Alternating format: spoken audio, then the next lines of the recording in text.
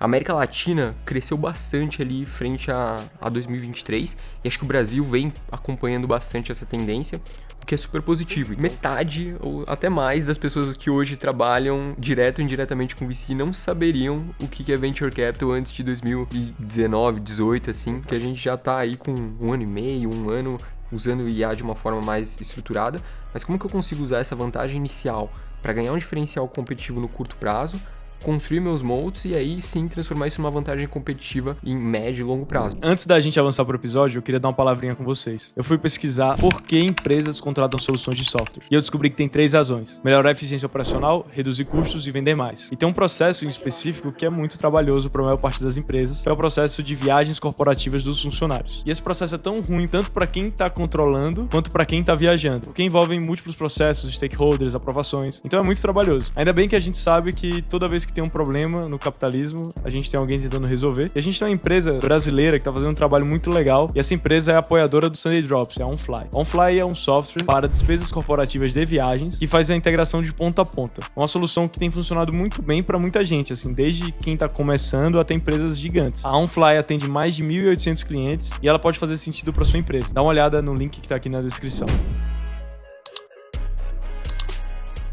O Sunday Drops de hoje é sobre update do mercado de Venture Capital, e para isso eu recebo aqui Vitor Arano, o líder de pesquisa e dados da Distrito. Prazer, Lucas. Acho que é um prazer pelo convite, explicar um pouquinho do que está acontecendo aqui no ecossistema de Venture Capital, tanto no Brasil quanto na América Latina. Acho que vai ser legal aqui compartilhar com o pessoal. Vitor, sabe que eu passei umas 2 semanas agora, cara, só vivendo tentando entender e diagnosticar qual o momento das startups no Brasil, o que está acontecendo agora.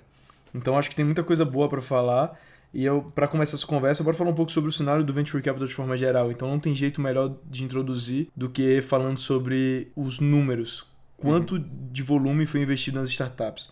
Pelos dados que vocês me compartilharam da Distrito, foi investido em 2024 4 bilhões de dólares. 4,1, algo nessa linha.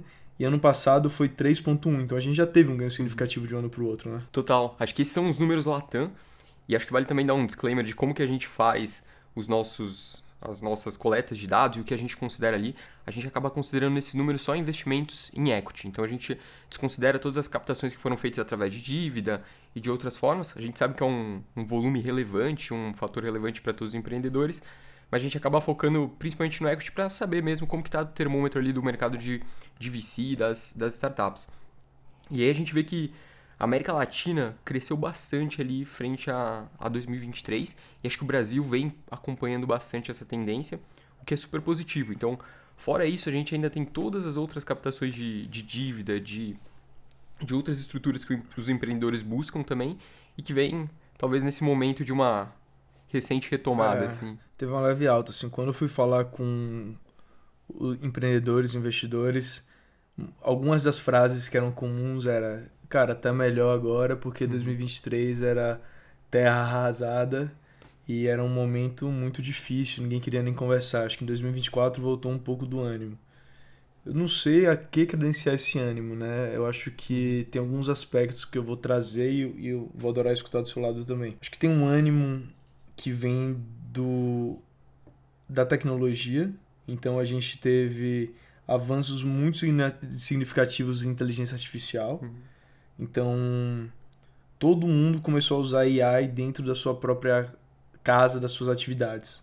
E todo mundo viu a evolução. Assim, é impressionante a diferença do modelo do ChatGPT ou do ChatGPT 3 quando começou. Então, todo mundo começou a ver o quanto essa tecnologia avançou muito rápido. As empresas começaram a aplicar.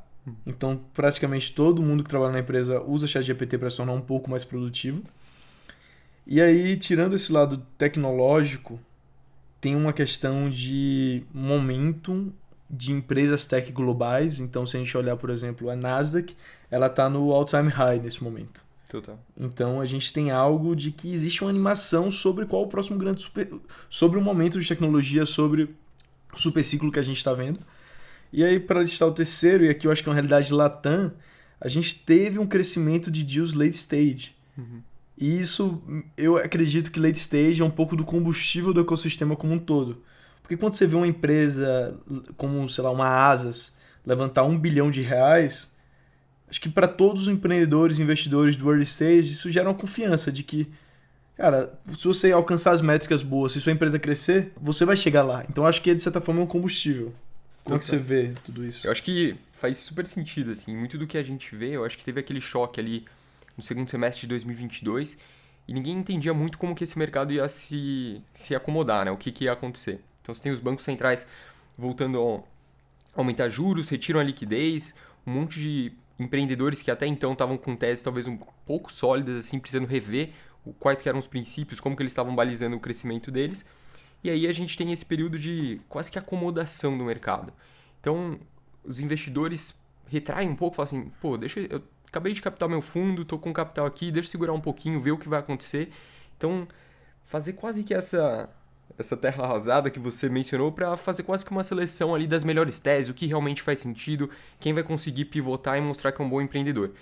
E aí, pós esses 18 meses, que vai dar mais ou menos agora no segundo semestre ali de 24, acho que é um bom período que você fala, putz, acho que os melhores empreendedores provaram que eles conseguem pivotar e pilotar essas empresas com unit economics muito mais sólidos do que eles estavam antes, mostrando que a gente consegue crescer essa empresa de uma forma muito mais estruturada e muito mais rentável no longo prazo.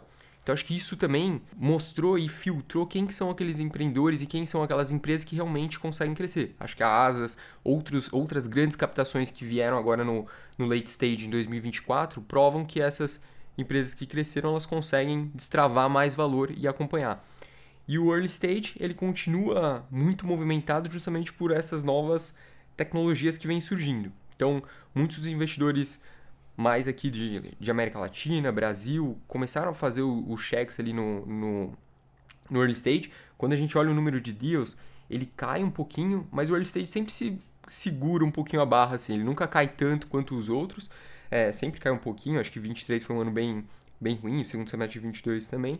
Mas, no geral, ele tende a aumentar. E aí a gente vê muitas dessas novas soluções com IA, inteligência artificial, surgindo, e os investidores também dispostos a apostar nisso. Então, acho que esse é um grande ponto desse ânimo que a gente vê um pouquinho aqui. Eu quero dar um double clique nessa tese, porque eu acredito muito que o early stage ele é um pouco do pulmão do ecossistema, assim, porque eu acho que o momento, a vibe do mercado ela é muito mais bem definida pela quantidade de empresas que estão sendo formadas e pela quantidade de empreendedores que estão sendo financiados no early stage. E eu queria entender se vocês na Distrito vocês têm alguma base que mensura startups formadas e como isso tem se apresentado nos últimos anos. A gente acompanha lá no Distrito a fundação de novas empresas, né? Então, a gente utiliza uma metodologia que a gente passa a considerar ela como ativa quando ela passa a externalizar alguma mensagem, então criando um site, criando uma rede social e também tendo um CNPJ ativo. O CNPJ ou Team Code em outros países da América Latina, porque isso a gente considera que é a primeira sinalização de que, putz, ela consegue faturar, consegue talvez captar um investimento de uma forma mais recorrente.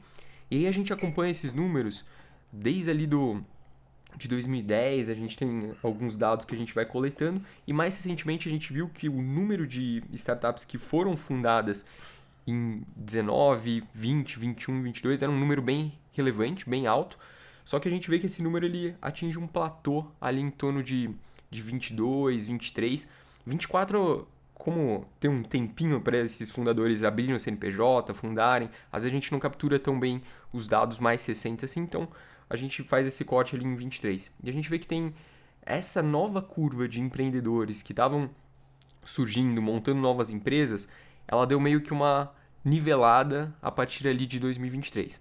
2024, acho que a gente vai ter mais uma leitura desses dados ali no segundo semestre, mas é Então, 2022 a gente teve um pico.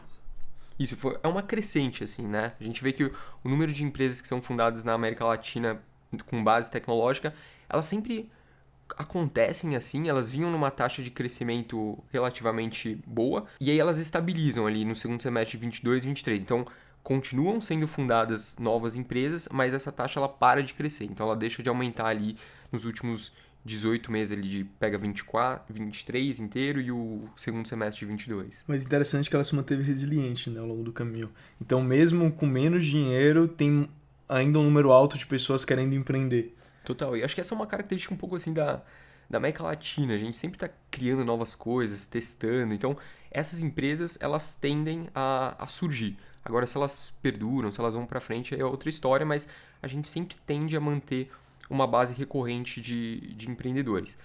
Tem discussões quanto à qualidade dessa empresa, se elas são boas empresas, se elas têm apoio institucional de capital, de apoio para fazer toda a gestão disso, mas as empresas em si, elas continuam surgindo numa taxa relativamente constante. Eu acredito muito que o mundo de hoje, o mundo de inteligência artificial, ele vai empoderar muitas pessoas a criar empresas. Então, o próprio Naval, ele tem uma frase que no futuro teremos 7 bilhões de empresas. Eu não sei como vai ser essa mensuração do que vai ser empresa, do que vai ser startup, mas eu acredito que o empreendedorismo vai aumentar, vai estar mais em voga. Total, e eu acho que isso é um pouquinho dessa criatividade. Quando você tem todas essas ferramentas e você dá para esse empreendedor a chance dele colocar em prática de uma forma muito mais fácil tudo aquilo que ele sonha, tudo aquilo que antes talvez ele dependeria de ter uma estrutura e uma quantidade de gente muito maior, fica muito mais fácil para ele surgir. A gente viu muito isso acontecendo no D2C, que era o retail lá na pandemia. Então, antes para você vender coisas, vender produtos, você precisava abrir uma loja, construir uma loja física, só que o e-commerce muda isso completamente. Então você passa a ter uma série de pessoas que na própria casa monta lá seu próprio e-commercezinho, busca algumas ferramentas de venda, de marketing online e começam a vender uma série de produtos. Então, isso foi uma onda que a gente viu ali de retail e agora a gente expande isso muito mais com essas ferramentas de IA que a gente está falando. Então, acho que essa é uma tendência até grande de tecnologia que vem pela frente. Porque o custo e a barreira baixou, né? Então, imagina você tá nos anos 2000 e você quer criar uma empresa de tecnologia. Você vai ter que contratar servidores para rodar. Agora, você imagina em 2012, você já vai ter a AWS para você usar o serviço cloud. Ou seja, o preço já cai drasticamente para você criar algo. Mas você ainda precisa saber programar, você precisa ter alguém que sabe programar. Agora imagina hoje que com todas as ferramentas de AI, pelo menos o básico, você consegue fazer mesmo se você não souber programar. Então, assim, as barreiras para se criar uma empresa só tem abaixado da perspectiva tecnológica. Total, e eu acho que isso a gente vem vendo cada vez mais forte também é o surgimento desses micro SaaS, mini SaaS, que às vezes você antes precisava lá para fazer um outro produto ou rodar isso de uma super estrutura. Hoje talvez você trabalhando, fazendo uma outra coisa, gastando um pedacinho lá das horas do seu dia com um side job, você consegue agora estruturar um micro SaaS e tocar ele com diversas ferramentas de no code, low code, com chat GPT, diversos softwares. Então acho que isso é uma tendência que tende a crescer e acho que é daí que vem um pouquinho desse pedaço de ânimo que a gente sente no ecossistema com essas novas soluções que podem surgir desse ambiente. Então você joga lá um monte de gente tentando empreender, criar micro SaaS, talvez estatisticamente é provável que você consiga criar algo super relevante dentro de tanta gente testando assim. Então acho que por isso que tem um pouquinho desse ânimo, mas as soluções elas ainda estão bem ali no early stage, não são todas que vão conseguir essa tração grande. E vamos agora pensar por séries. Então vamos falar primeiro bem do early stage, assim, o que você tem visto de pre-seed e seed.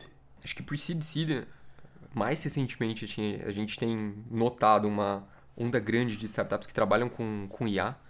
E aí eu acho que essa é uma vantagem grande de algumas dessas startups que elas surgem, porque elas já surgem AI native, assim. Basicamente do dia zero, ela já começa a utilizar a IA e às vezes isso é melhor do que você... Melhor não, mas é mais rápido do que você ter que pivotar todo o seu modelo de negócio para adotar isso. Então, muito do que talvez a gente tenha visto ali com o cloud, quem já surgiu o cloud-based já estava algumas casas à frente para... É um diferencial competitivo, né? É um diferencial competitivo no toda a onda SaaS, do Software as a Service, vem disso, da empresa ser cloud-based. De certa forma, ela vai ter uma agilidade muito maior e uma melhor estrutura de custos do que quem não é cloud-based. E isso vem mudando um pouco, assim, né? A gente vê que essa vantagem, ela se dá no curto prazo, mas você tem que ser capaz de construir seus moats ali para você ter um business escalável. Porque no médio prazo, as grandes empresas e até as startups que estão mais incumbentes, elas vão adotar isso e IA vai estar quase que em todo lugar igual o cloud está hoje. Mas como que você transforma essa vantagem em uma vantagem competitiva para o seu médio prazo e para o seu longo prazo? Então, um pouquinho desse vale, mas voltando para o early stage, acho que IA tem tido muita solução. E aí, dividindo assim um pouquinho por setor, porque a IA tá quase que cross em tudo, a gente vê muita solução em marketing, mídia, nas famosas Martechs. Health, acho que tem surfado bastante essa onda também, com muitos copilotos ali para ajudar médico, para buscar outras soluções.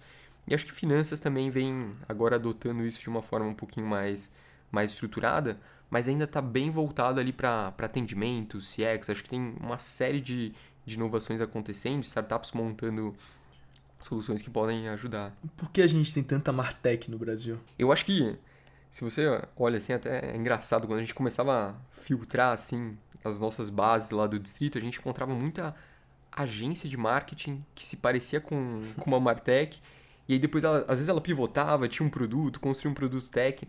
Eu acho que é um pouquinho desse cenário do Brasil, a gente usa muito, a gente é heavy user de redes sociais, de marketing, a gente gosta bastante da internet, então acho que muitas dessas agências surgiram para apoiar parte desses empreendedores, desse boom que a gente vem acompanhando em D2C, de produtores de conteúdo. Então acho que essas Martechs, elas buscam dar justamente essa infraestrutura para que todo mundo consiga crescer. Então acho que tem um pouquinho disso, tem outras que buscam criar comunidades, acho que tem quase que uma cultura assim de usar isso. Sim, o que eu tenho visto do early stage, da perspectiva de investidor, é muito um movimento de menos apostas no pre-seed, que é aquele momento que o fundador tem uma empresa que está majoritariamente no PowerPoint, um MVP muito básico. E eu tenho visto muito dos antigos investidores de pre-seed migrando para o seed round. Então eles optando por esperar um pouco, porque a equação de risco-retorno é diferente. Total. Quando você sai de um pre-seed, você vai para o seed, você já tira muito do risco da equação, de ter uma interação, de entender se o produto tem uma proposta de valor. Então isso é uma coisa que eu visualizei muito nas conversas. Hoje o mercado de pre-seed voltou a ser muito mercado de alguns fundos, então vou enumerar alguns, mas com certeza estou esquecendo de outros, mas Latitude, Big Bets, OneVC, New Ventures, e de muitos anjos. Assim, os anjos voltaram a dominar o pre-seed, a ser os apoiadores da primeira ideia. E muita gente que estava no pre-seed acabou indo um pouco mais para o seed round, ou seja, quer tirar um pouco desse risco. Eu acho que aqui tem dois efeitos, assim, né, que é até engraçado. Quando a gente estava lá em 21, 22, a gente olhava o ecossistema, ele estava muito achatado, assim. Então, com a entrada de investidores de fora, pressionando, putz, como que você ia competir com um fundo da Tiger, por exemplo, que tem um caminhão de dinheiro e estava disposto a investir 3 vezes, 4 vezes mais do que você tinha dentro do seu fundo. Então, quem investia Series A era quase que obrigado a fazer seed porque não conseguia competir muitas vezes com os valuations que eram feitos lá de fora. E aí foi colocando uma pressão no ecossistema e quase que todos os VCs não estavam atuando bem ali no ecossistema ou no estágio que eles estão acostumados, que eles sabem gerar mais valor. Então eles quase que tinham que descer um estágio para baixo para conseguir fazer isso. Então quem fazia Series A passou a fazer seed, quem fazia seed passou a fazer pre-seed, quem fazia pre-seed começou a fazer anjo e os anjos quase não tinham coisa para investir. E aí, com a saída desse capital de fora, com esses valuations voltando, acho que o ecossistema ele se acomoda. Então, você volta a estar atuando muito mais ali num estágio que você sabe gerar valor, que os VCs conseguem agregar. E também você tem esse outro efeito agora de talvez esperar um pouquinho mais. Putz, eu não tenho mais um FOMO de fazer o deal e perder aquele cara. Eu posso deixar ele ali talvez 6, 8 meses, vamos ver se ele consegue entregar, se isso tem um unit economics que talvez um dia ele consiga virar a chave para ser profitable, e aí se ele crescer, provar atração, eu tenho talvez uma tranquilidade maior para poder fazer isso. Então acho que é bem isso que você está muito bem pontuado, assim, esse sentimento de é melhor esperar é uma coisa que acontece, que todos os VCs estão com esse pensamento hoje. Salvo alguns deals, quase todo deal é possível de você esperar, porque a demanda por capital é muito maior do que a oferta que tem hoje. E aqui, seguindo também a linha dos estágios, tem uma série que eu acho que está passando por um momento muito específico, que é a Série A. Eu identifico a Série A como a zona de arrebentação. Porque tem muito pouca gente fazendo Série A no momento. Porque a Série A, que é um cheque mais gordo, sempre foi um cheque também que dependia muito do capital estrangeiro. E quando esse capital estrangeiro hoje está só olhando algumas verticais específicas, e dá para contar nos dedos os deals dos investidores gringos, sim, sobrou 3, 4 fundos que fazem Série A no Brasil. Então tá tendo uma dificuldade gigantesca. E isso trouxe um efeito que muitas empresas que estão no seed round, que estão conseguindo crescer, estão fazendo bridge rounds, que são rodadas ponte para melhorar as métricas, para crescer mais, para eventualmente poder fazer um Série A. Então esse é o movimento que eu tô vendo, assim, tem uma mega zona de arrebentação e a barra é muito alta para você fazer um Série A no Brasil hoje. Total.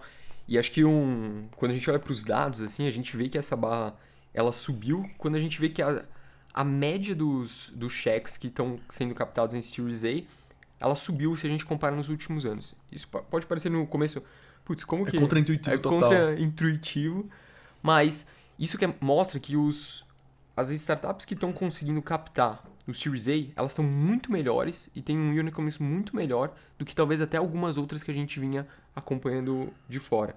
E aí, isso acontece com a média, mas se a gente olha a mediana, ela está mais ou menos ali no que a gente tinha em 22, 23, então ela não mudou muito. Então, ela continua ruim, no geral, para a categoria, só que você tem uma série de startups e de empresas que elas estão melhorando. Então, acho que isso como um todo, assim, quando a gente olha, é quase como se o ecossistema estivesse se dividindo assim, em duas categorias.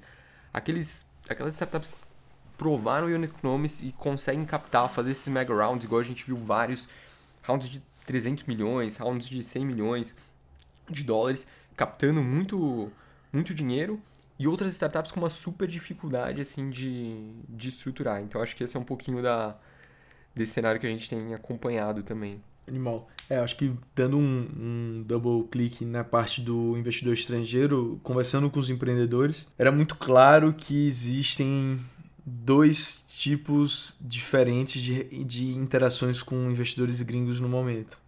Uma interação é daquele founder que tem uma trajetória aprovada, que tem todo aquele currículo hiper mega consolidado, seja porque é super founder, seja porque fez uma baita faculdade lá fora, ou seja porque esteja entregando muito resultado. Mas além de tudo isso, ele precisa ter uma coisa para o gringo estar interessado no momento. Ele precisa ter uma tese que seja que o pessoal chama de tese hot. Então, uma tese que de fato gere interesse. E pelo que eu vi, os únicos founders que eu tenho conversado que estão com um canal aberto, que estão conversando com investidores gringos, é o pessoal que está criando soluções em Vertical AI, solução de inteligência artificial focada em uma vertical, que você tem um nível de profundidade maior do que só ser um rapper. Fintechs, né? Fintech é a base do ecossistema da América Latina, a gente é um país mais avançado graças ao Bacen. E teses de digital workers, que começou a aparecer esse ano. Então eu estou criando um AI que vai substituir algum trabalhador do ecossistema. Isso é hiper mega interessante. Mas, de certa forma, só se você tiver uma tese hot que hoje está gerando interesse.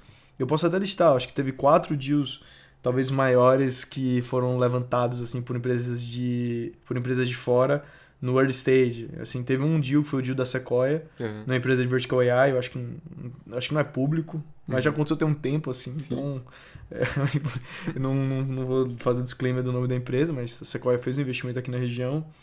A A16Z, que investiu na CareCode, acho que também é outro caso de health. Depois a gente pode falar um pouco mais de health. Teve a Lux Capital, que Lux é um dos fundos com mais respeito de todos, Josh Wolf, um cara fenomenal, investiu na Meg, que é gigante também, que é uma empresa de vertical AI, payments, fintechs, tudo misturado. E teve a Goodwater também, que investiu na Teach, que é uma empresa que está criando soluções de AI para professores. Plano de aula para professores. Que estão com uma atração incrível. Então, tem algumas verticais específicas assim que estão acontecendo. E agora migrando para o late stage, o que você tem visto nesse... Pô, acho que o late stage é justamente essa parte que tem algumas teses específicas que conseguem captar. Esses empreendedores, startups também que passaram por esse período de validação ali nos últimos 18 meses, conseguiram provar que tem bases sólidas para crescer, que as premissas que eles estavam construindo lá atrás ainda se mantêm, até ficam mais fortes. Esses estão conseguindo captar e até conseguem acesso ali a alguns investidores. Mas os investidores como um todo, eles estão muito mais retraídos. E justamente ali no Series A, a partir do Series A, onde o cara construiu o produto, tá tentando provar o PMF e precisa construir as primeiras maquinazinhas ali de atração de talentos, de vendas, de back-office interno, que você tem uma necessidade de capital grande para isso, é justamente onde esse capital falha, assim. Então, quando a gente olha até as curvas de funcionários, que essas startups, que a gente acompanha também essas métricas, quanto que essas startups elas passam a crescer pós uma rodada de captação. Então a gente vê geralmente que elas têm um acréscimo relativamente acentuado assim, de funcionários, de novos times, montam geralmente time de vendas, a gente consegue enxergar isso direitinho ali, como que ele vai construindo essa maquinazinha de vendas, porque a gente vê que ele começa a adicionar vendedor, começa a adicionar um SDR, outras pessoas ali, só que isso não tem mais tanto capital, justamente nessa série onde os empreendedores precisam começar a construir e as startups tendem a continuar um pouquinho mais de lado, que é justamente esse Series A. E é a partir do Series A, quando a gente olha ali a divisão, né, entre investidores nacionais e internacionais, a partir do Series A, praticamente você tem a participação constante assim, de investidores internacionais. Antes, você tem até algumas séries, alguns estágios ali que praticamente são só investidores nacionais que fazem. E esse número ele vai crescendo das rodadas de investimento que os investidores internacionais vão participando e fazendo, até ele chegar quase que em 100% ali no Series B. Então, a partir do Series B, você tem quase todas as rodadas com a participação de um investidor internacional. A gente vinha acompanhando isso há um tempo e um outro dado que a gente acompanhava era justamente de quantos desses investidores fazem rodadas só com investidores internacionais. Em alguns pontos era quase de 1/4, 30% de rodadas em alguns estágios, então Series B, Series C, que eram feitas só com investidores internacionais. Esse número caiu muito, assim. Então, quando a gente está falando de rodadas para frente assim do Series C, quase não existe mais aqui na América Latina. E a participação desses investidores ela vem reduzindo bastante nos últimos 2 anos. Talvez ela volte agora com alguns mega rounds, então volta a ter uma influência, mas no geral esses investidores eles saem. Então, quem está aqui só olhando muito para alguns nichos que são às vezes muito específicos do Brasil e que é difícil desses investidores internacionais entenderem e quais são os saltos de tese que você consegue dar para atacar outras geografias, acho que todas essas que você mencionou, elas atacam outras geografias, são soluções que você consegue aplicar globalmente, não só no Brasil. Fica um pouco mais difícil nessa rodada de captação. Ainda sempre vai ter ali um ou outro que consegue captar, mas são os saltos maiores. Como contraponto, assim, eu acho que teve 2 pontos para ressaltar no late stage. Eu acho que em 2024 teve algumas rodadas com investidores gringos, sei lá. Bond Capital investiu em 2 empresas na CRM Bonus, na Asas.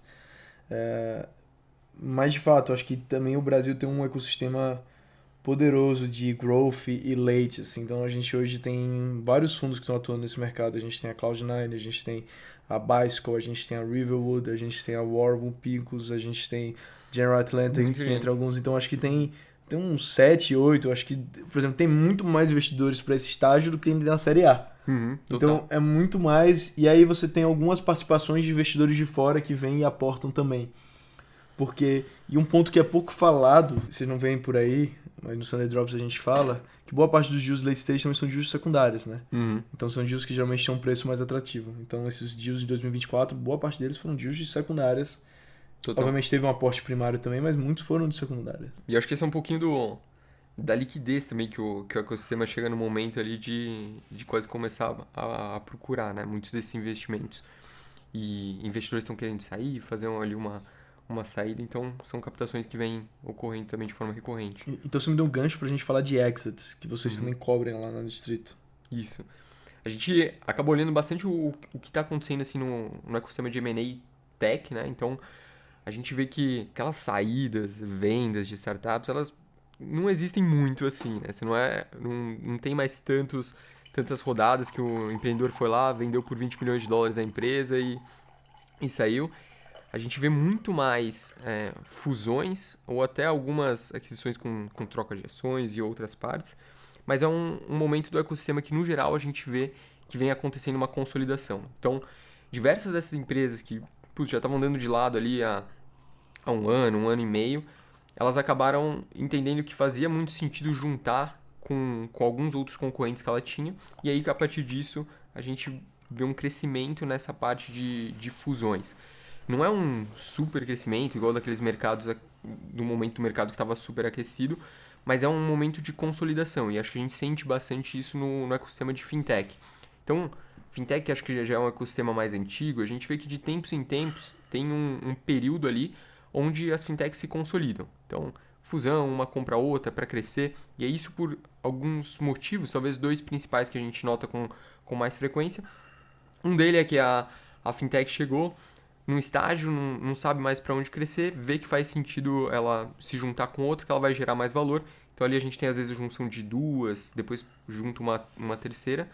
E um outro ponto é justamente quando a gente tem essas fintechs maiores, que atingiram já um nível de maturidade no produto inicial delas super relevante, já dominam o mercado, já entendem muito bem como fazer aquilo, e ela precisa procurar qual que é o próximo mercado que ela vai crescer. Então, tem algumas empresas, justamente no setor de fintech, que elas ficam buscando outras empresas menores que estão atuando com produtos similares ou paralelos, que podem agregar muito no próximo degrau de crescimento da fintech, ela vai lá e compra. Acho que parte das rodadas que a gente viu sendo captadas também nos últimos anos tem um pouco desse objetivo, assim, de fazer... compra inorgânica, né? de fazer um crescimento inorgânico dessas empresas, porque tem muita gente falando ali de quando que vai ser essa próxima janela do IPO, né? Então 2, 3 anos, talvez, se a gente estiver olhando lá para fora. O que essas fintechs precisam ter e qual o tamanho que ela precisa ter para quando ela for fazer um roadshow, isso daí ser... Putz, é uma empresa grande, com potencial de crescimento. Então, tem várias empresas já começando a montar esses pequenos tijolinhos ali que lá na frente pode se tornar um segundo business e aí aumentar bastante esse fundamento. Então, acho que tem algumas movimentações assim no ecossistema que a gente... Você tem alguns casos públicos para embasar essa narrativa? Acho que públicos nenhum, assim, mas quando a gente olha os dados, você consegue ver a forma como isso vai acontecendo, assim. Então, acho que se você pegar ali quem captou mega rounds em 24, em 23 e que vai fazendo aquisições posteriores que vão sendo anunciadas, você vai vendo ali que algumas teses, por exemplo, que já eram mais tradicionais do mercado de fintech, de banking, elas começam a chegar ali numa competição, numa certa até saturação desse mercado, e eles buscam, putz, como que eu consigo pular? Será que eu adquiro alguém, vou para um outro mercado, quero entrar em Colômbia? Um que me veio na cabeça foi K-Tech, né? Que comprou a Singular Sim, acho que todas essas que já começam também a chegar em patamar de unicórnios, acho que tem algumas também, quando a gente olha a América do Sul, a gente vê que os países hispanofalantes, eles às vezes começam a criar algumas fintechs, e aí depois eles têm que fazer o salto aqui para o Brasil, que é o maior mercado consumidor. Então tem várias empresas ali de Argentina, Colômbia, até do México, México talvez um pouco menos, mas México também, que começam a olhar para o mercado brasileiro e você começa a ter essas outras fintechs também entrando aqui nesse ecossistema. Então já começa a ter uma dinâmica diferente. Assim. E falando do outro lado da mesa, né? Falando dos fundos de VC, o que eu percebi nas minhas conversas com os fundos foi que o cenário de liquidez está muito difícil de fato, né? Então, acho que a gente, conectando com o ponto de exit, a gente estava vivendo um momento que boa parte dos fundos não conseguiu devolver capital, porque o cenário está muito complexo, a gente está com a taxa de juros altíssima, então tem uma pressão por liquidez que não está sendo cumprida no momento, porque é um momento ruim de vender também. Então, todo mundo quer canelar no preço de qualquer empresa que quer comprar. Então, é um momento complexo. Mas, assim, a captação de fundos, se a gente pegar os dados da Lávica, por exemplo, de Q1 a Q3, a gente está falando que se a gente projetar uma média para Q4, a gente está falando de que é o pior volume de capital, de venture capital, levantado por fundos desde 2017, né? Ou seja, essa roda de liquidez, a parte dos fundos também está difícil de girar. Sim, total. E acho que esses são alguns dos sinalizadores que a gente olha aí para os próximos anos. Então, todo esse capital que a gente está vendo investido ali no early stage, até no late stage, foi captado ali naqueles vintages de 20, 21, 22, alguns fazendo closing ali em 23. Então, a gente tem aí algum período certo de investimento. Agora, quando a gente olha talvez mais no médio, longo prazo, de onde que vai vir esse capital? Quem que vai ser capaz de captar, estruturar esses fundos? Então, acho que essa sedução, os dados da Lávica que você comentou, acho que impactam bastante esse futuro, assim, né? Acho que esse é o dado que mais me preocupa, para ser sincero. Sim. De captação, porque é da onde vem, mas a gente sabe também que esse mundo, de vez em quando, é irracional. Então, tem algum tipo de ânimo, tem alguma notícia positiva, se encontra algum ângulo e acontece uma captação. Mas eu acho isso um cenário eu acho que parte da liquidez improvável, talvez. Está travada lá nas saídas, nos IPOs que vão ser feitos lá, e isso vai cascateando para os outros fundos, né? Então, uma vez que você tem liquidez, os LPs voltam a ter dinheiro, eles voltam a procurar outras teses, e aí você volta a ter um respiro, assim, talvez. Eu até coloco assim, prepare-se ou acostume-se com um cenário de captação muito difícil. Né? Se a gente olhar, a gente investiu 4 bilhões em 2024, em 2019 foi investido 5 bilhões de dólares. Aí a gente tem que fazer a conta com a defasagem do dólar nas moedas locais, mas vamos dizer que tem uma diferença de 10% negativa. Sim. Mas acho que a melhor coisa seria se a gente esquecesse o que aconteceu em 2020, 2021 e 2022. Sim. 2021 e 2022, assim, se apagasse da memória, porque de fato é um momento que foi uma exceção da exceção. Total. Mas eu acho que foi também positivo, assim, para você democratizar o acesso e as pessoas conhecerem o que era startup, o que é a classe e categoria de VC. Então, acho que, talvez metade ou até mais das pessoas que hoje trabalham direto ou indiretamente com VC não saberiam o que é Venture Capital antes de 2019, 18, assim. Acho que os principais fundos, os maiores fundos já estão aí, mas no geral, as pessoas, investimento em startup, que sai... Se você abrir hoje o site de notícia, vai ter lá captação de startup, gente falando sobre isso. Então, acho que essa democratização foi positiva no ecossistema, mas olhando mais numa perspectiva ali de financiamento, acho que são pontos fora da curva, talvez únicos, assim, que talvez a gente dificilmente chegue a ver de novo. Mas são... É ali que aconteceram várias coisas que dão base pro que a gente tem hoje. Eu tenho um artigo que eu escrevi que é Obrigado 2021, que eu falo, 2021 foi uma das melhores coisas que aconteceu pro mercado. Por quê? Porque a gente teve muito dinheiro sendo deployado, isso daí fez com que muita gente aprendesse rápido, porque muito dinheiro gera muita ação, e ação gera informação gera aprendizado.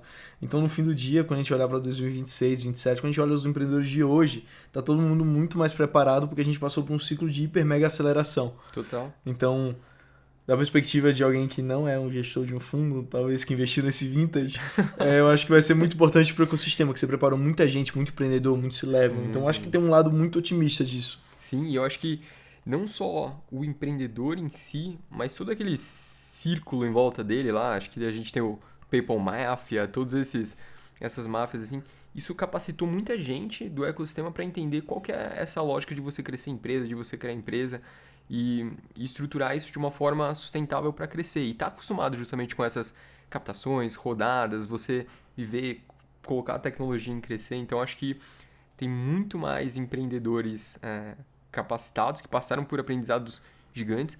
Quantos empreendedores tiveram lá? Cheque de 20 milhões de dólares para o cara começar a gastar. Quem que vivencia isso, assim? E aí isso leva a aprendizados e, naturalmente, erros que também reforçam essa força da comunidade posterior, assim. Então, acho que a gente está no momento 23, 24, de assentar um pouquinho desses aprendizados e falar, e agora? O que é? Se a gente olhar toda a história do Venture Capital, ela começou nos anos 60. A gente teve um boom que começou nos anos 90, que o pico foi em 2000, que se foi captado se foi investido 95 bilhões de dólares em empresas.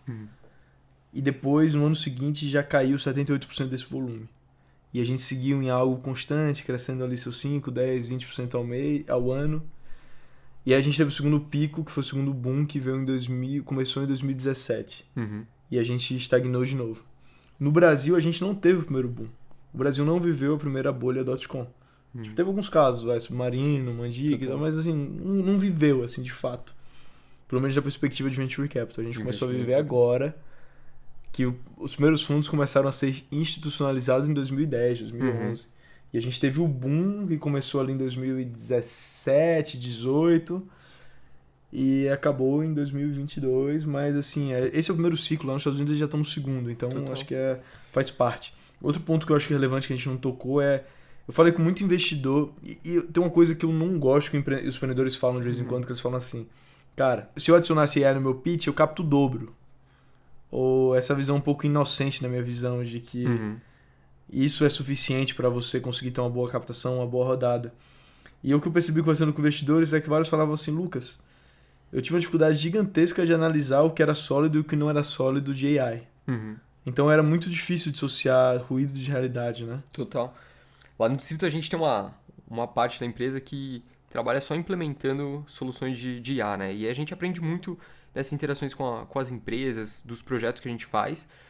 E a gente tem uma comunidade só de startups que estão trabalhando, iniciando projetos em IA. E a gente olha muito justamente dessa dificuldade. Quando as empresas querem entrar no lab, a gente faz ali uma entrevista com algumas e a gente pergunta assim, putz, o que você está fazendo? Como que você está construindo isso? E grande parte das soluções, elas ainda são bem etéreas, assim, elas não têm tanta realidade. Acho que a comunidade que a gente vem construindo ali no distrito são de super empreendedores que a gente conseguiu selecionar justamente quem está pegando e construindo essas melhores soluções de mercado de uma forma muito mais concreta. Porque quando a gente conversa até com as big techs, com as empresas, ela fala, putz, eu estou desenvolvendo aqui a Microsoft lá com a OpenAI. Ou se você pega a Salesforce, às vezes ela está desenvolvendo um produto, ela nem sabe por quem que ela está passando em cima, porque ela vai implementar aquilo já com IA, já plugado no produto dela core, de uma forma que quem às vezes fica fazendo alguns tipos de solução muito específica ou fica dependente de outros, não vai ter um mercado grande. Então, é entender quem consegue utilizar, e agora talvez o timing já esteja passando, assim, né? Que a gente já está aí com 1 ano e meio, 1 ano, usando o IA de uma forma mais estruturada, mas como que eu consigo usar essa vantagem inicial para ganhar um diferencial competitivo no curto prazo, construir meus moats e aí sim transformar isso numa vantagem competitiva em médio e longo prazo. E aí eu acho que por isso muitas dessas teses de AI vertical, que você consegue não só capturar os dados, mas focar esses dados em nichos específicos, é o que a gente mais vê. E olhando, conversando assim com as empresas, a gente sempre ouviu falar, né? Pô, dados é o petróleo do futuro, dados é o petróleo do futuro. Mas você precisa de uma refinaria para ter a gasolina no final, né? Então, quem tem os dados estruturados, quem consegue estruturar esses dados para você focar e aí sim montar esses AI verticais com soluções que conseguem às vezes captar, gerar valor real.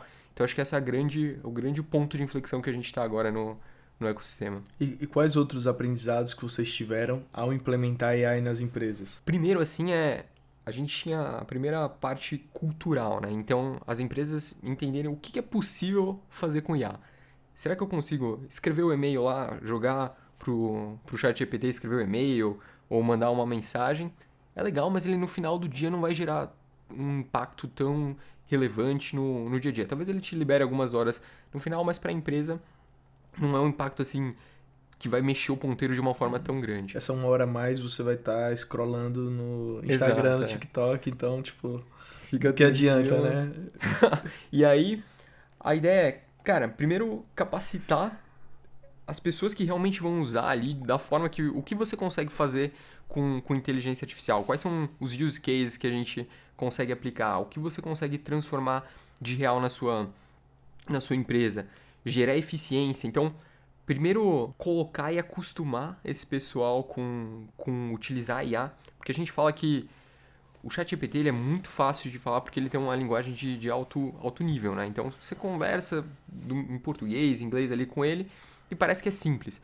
Só que se você tomar as ferramentas de IA como algo simples, você não vai conseguir tirar todo o valor dela. Então a primeira coisa que você tem que fazer é entender que elas são super complexas e que você tem que usar elas de um modo responsável para você conseguir gerar resultados responsáveis e reais lá no final. Então acho que montar essas soluções e trazer também os dados. Então, como que eu consigo não só pegar aqueles dados que estão abertos ali no chat GPT, que ele treinou com bases abertas da internet, mas como que eu consigo pegar, por exemplo, meu banco de dados que eu tenho aqui, que eu já testei, sei lá, uma farmacêutica, 1 bilhão de moléculas de fármacos, jogar num modelinho treinado e fazer o que a gente chama de Narrow AI, que é focar e treinar esse LLM para ele virar um modelinho focado naquilo com a minha propriedade. Então, justamente como você aplica e constrói esses diferenciais competitivos, acho que vai ser a grande diferença. Assim. Qual startup no early stage te fascina?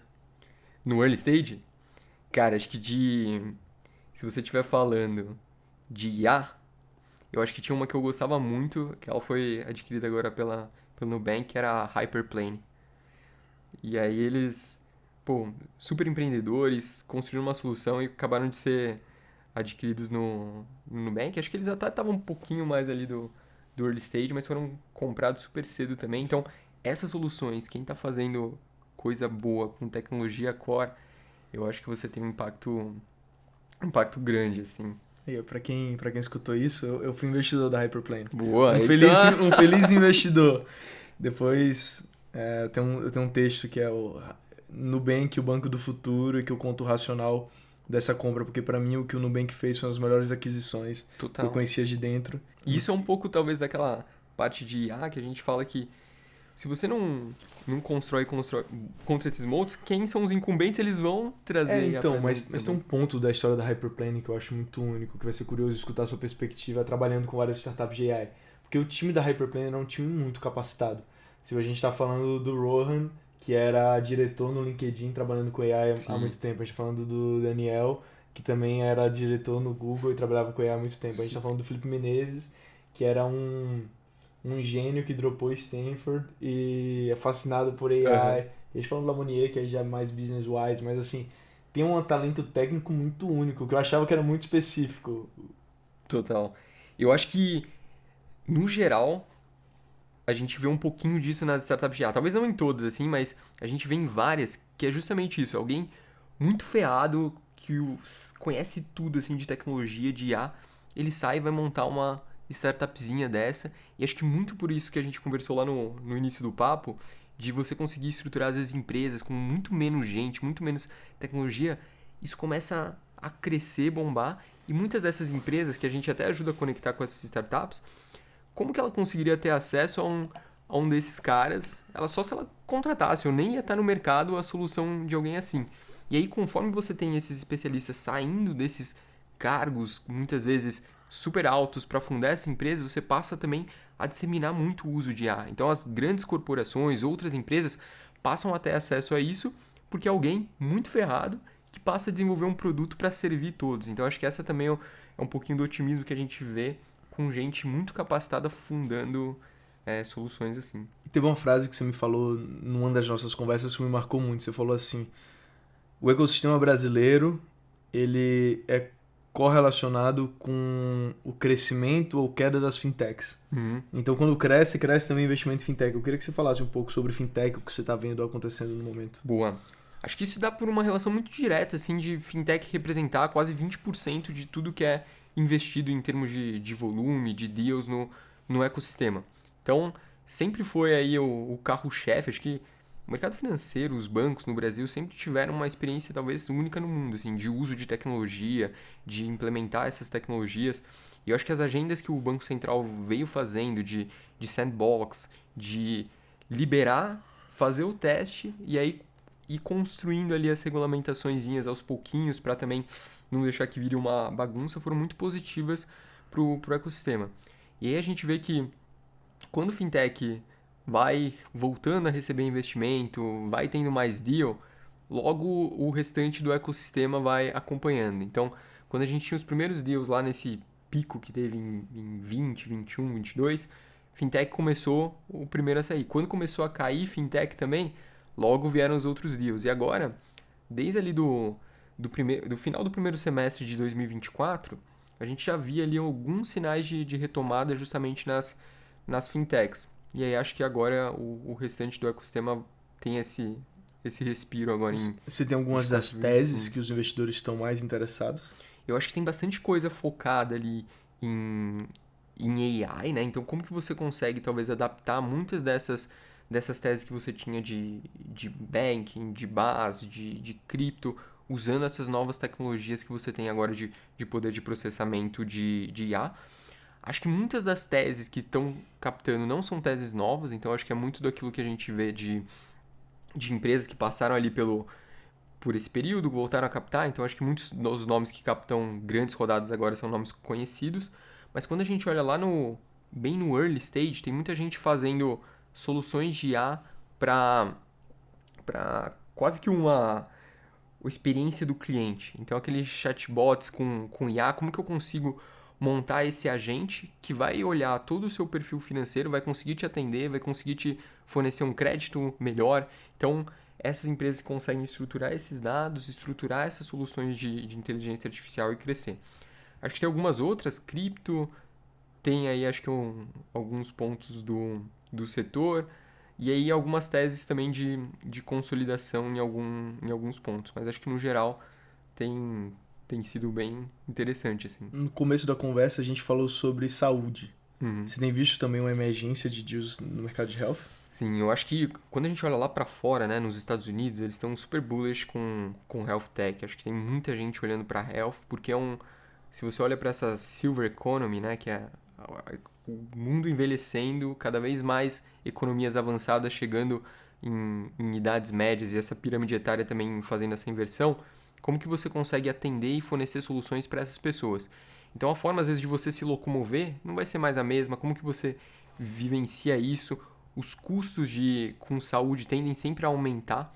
Então, principalmente nos Estados Unidos, né? Então lá tem muitos fundos interessantes olhando para isso e a gente vê que isso se cascateia para outras economias, principalmente aqui no Brasil. O que a gente vê aqui, que é muito forte, são algumas biotechs, assim. Então, essas empresas que acabam desenvolvendo moléculas, algumas soluções, formas de você treinar e iterar esses diversos modelos, elas vêm ganhando também alguns testes, ainda estão mais no começo, e todas essas outras soluções de uso de dados, de apoio ao médico, apoio à saúde suplementar, acho que tudo isso vem crescendo bastante. É uma das teses que eu mais acredito que vão ter soluções interessantes, porque é um dos maiores problemas do mundo hoje, né? Então, a gente está falando de todo o sistema de saúde, ele está completamente quebrado. A relação de corretoras, hospitais, pacientes, tipo, médicos, está ruim para todo mundo, é impressionante. Então, a gente vê uma série de empreendedores tentando usar a tecnologia para resolver esse problemão, que por acaso é um problemão trilionário também. Total. Então a gente tem todo um problema de como é que você faz com que as pessoas vivam com mais tempo, com mais qualidade, como é que elas tenham atendimento mais recorrentes. Então tô vendo tanta gente boa nesse mercado e eu tô vendo tem tanta gente com propósito também. Eu vejo, acho que indo pro outro lado, eu vejo até amigos que trabalham em startups me perguntando, cara, qual startup de saúde é interessante? Porque tem uma questão de propósito até. Total. Porque eu sinto que esse é um dos grandes problemas da humanidade hoje que só vai aumentar. Sim, e eu acho que quando a gente olha assim pro Brasil, pra América Latina, tem dores, tem problemas em todo canto. E eu acho que muito disso que a gente falou, da experiência que os founders ganharam ali em 22 e 23, como se eles tivessem ganho musculatura, assim, talvez para irem enfrentando cada vez problemas mais complexos. Então, gente que às vezes estava empreendendo em fintech, pulou agora para empreender em health. Quem estava empreendendo em health vai empreender em retail. E acho que essa mudança ela é super positiva quando a gente olha de uma perspectiva de inovação, porque às vezes as soluções para alguns problemas de health, não necessariamente elas vão vir do ecossistema de health. Às vezes você plugar uma solução que super dá certo você fazer em retail, em logística, ou na parte financeira, como você estrutura diversas formas, pode resolver um super problema ali em health. Então acho que isso também vai ser super positivo com founders mais capacitados, talvez que já enfrentaram outros problemas, já venderam, e passam a empreender em outros setores. Então acho que vem uma onda boa também disso. É uma grande fronteira que tá quebrada, assim. Então, e Vitor, cara, você estudou, você compilou todos esses dados, quando você fez esse exercício no começo do ano, qual foi uma hipótese que você tinha que você mudou de ideia? Boa.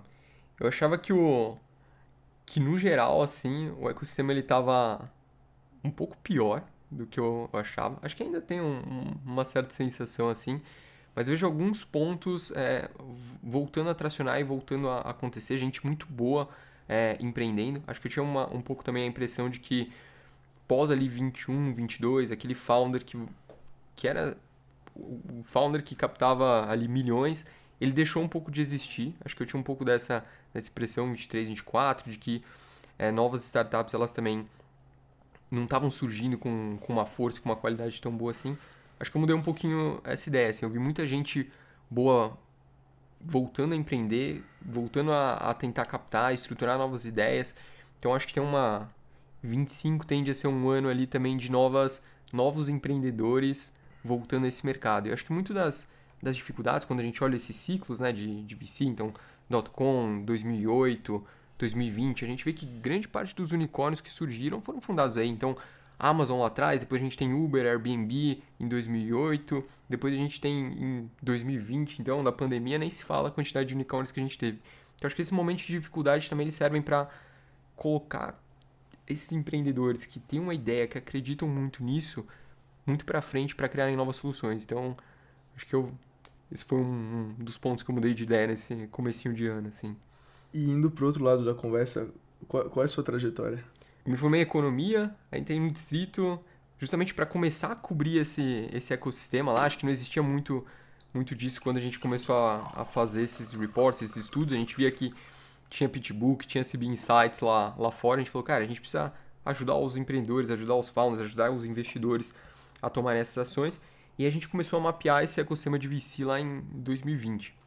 E eu comecei a falar com muita gente, ver como que era. Cara, me apaixonei por isso. A gente cobriu muitos dados, então os reports, os estudos de mercado que a gente faz, não só de Venture Capital lá no distrito, mas para apoiar as nossos clientes e corporações a se conectarem com novas tendências, ao reports setoriais de cada ecossistema, então como que está indo fintech, como que está indo health tech, para apoiar isso, eu fiz muito isso. Depois eu migrei para um fundo de CVC, fiquei 2 anos na Gerdau Next Ventures, fazendo alguns investimentos por lá, e agora voltei para o distrito para justamente coordenar essa parte de pesquisa de mercado, insights ali no distrito, para apoiar não só o ecossistema, mas também todos os nossos clientes que querem se conectar ali com tecnologias e inovações. Animal. E como a Distrito pode ajudar as startups que estão ouvindo? A gente tem uma conexão muito forte com o ecossistema de inovação e parte dos nossos clientes são as grandes corporações. Então a gente busca sempre... Nosso cliente, quem paga a conta lá do distrito, são as grandes corporações e a gente busca sempre trazer e conectar essas empresas com as melhores tecnologias e com as melhores inovações. E para isso a gente sempre olha para o ecossistema de inovação para auxiliar esses empreendedores a se desenvolverem, a crescerem e aí levar essas soluções de conexão, facilitar a interação com investidores, com corporações. Então lá quem estiver trabalhando com IA, a gente tem o GenAI Lab lá no distrito, que é um laboratório de IA onde a gente conecta diversas empresas. A gente tem a meta ali de talvez ter o maior ecossistema de IA de startups da América Latina ali no distrito, onde a gente integra investidores. Então a gente tem SoftBank, NXTP, Conta Simples, Oracle, Amazon, Google, todo mundo ali com a gente. E aí formar essa comunidade. É um espaço físico, é um espaço de coworking que fica ali na Rebouças, onde fica o prédio do distrito. E justamente criar essa comunidade para tomar os próximos passos e avançar. Então como que a gente une isso? Quem estiver trabalhando com IA, acho que a gente está super aberto a bater um papo, receber essas startups e aí ajudar elas a desenvolverem soluções. Não ajudar elas, porque elas já desenvolvem muito melhor do que a gente, mas ajudar elas a se conectarem com grandes empresas que estão atrás dessas soluções. E aí, com isso, também a gente acaba desenvolvendo lá no distrito, né? A gente tem uma área que desenvolve parte dessas soluções de IA para as grandes corporações. Então, acho que tem uma troca muito boa ali de quem está realmente... Nosso time que está lá realmente desenvolvendo essas soluções para as grandes corporações, o que a gente está sentindo, o que a gente consegue passar de aprendizado para as startups e trazendo também sempre investidores, fundos, desenvolvimentos. Acho que isso é bem legal. E Vitor, indo para a pergunta final do Sunday Drops, que eu sempre faço para os convidados, qual foi a coisa mais gentil que alguém fez por você? A coisa mais gentil que alguém fez por mim, acho que foi sentar e me explicar quando estava no começo de carreira, assim, explicar tudo quando eu não sabia nada. E acho que sempre quando você tem uma troca com um mentor, com alguém que te ensina muito, acho que isso te leva para um próximo patamar. Então acho que me ensinou muito a sempre estar aberto a discussões, a novas ideias, a novos debates. Então isso foi uma coisa que me marcou e que me levou na formação que eu levo para a vida. Boa parte das respostas sempre envolvem alguém que acreditou na pessoa quando ela estava começando, né? Acho que vai ser parte do nosso papel depois, quando a gente cresce, também, dar esse give back. Total. E, Vitor, obrigado. Eu que agradeço, Lucas. Foi um prazer bater esse papo e conta sempre comigo, com o Distrito também. Distrito sempre produz muito material. Eles vão soltar um report sobre o ecossistema de startups agora em 2024, um update. Eles estão sempre soltando materiais sequenciais sobre AI, sobre fintech, sobre health, sobre o mercado que sua startup, sua empresa estiver inserido. Se você tiver grande corporação, considere olhar Distrito para ser um parceiro. Quem tiver no YouTube, se inscreve no canal, ativa o sininho. Quem tiver no Spotify, assina. Mais uma vez, obrigado, Vitor. Obrigado, Lucas. Valeu. Show.